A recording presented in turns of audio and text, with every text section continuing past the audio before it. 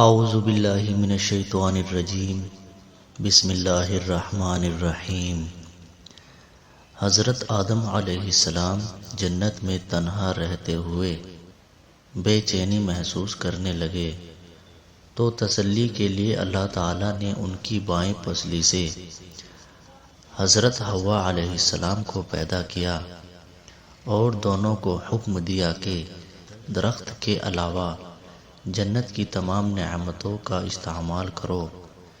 شیطان نے وسوسہ ڈال کر بہکایا کہ اس درخت کی خصوصیت یہ ہے کہ اس کا پھل کھانے کے بعد تم ہمیشہ جنت میں رہو گے۔ چنانچہ شیطان کے دھوکے میں آ کر انہوں نے اس درخت کا پھل کھا لیا۔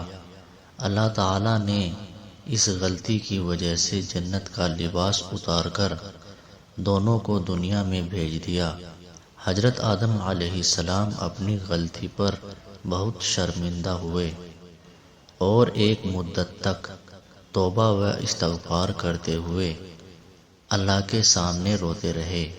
پھر اللہ تعالیٰ نے ان کی توبہ قبول فرمائی۔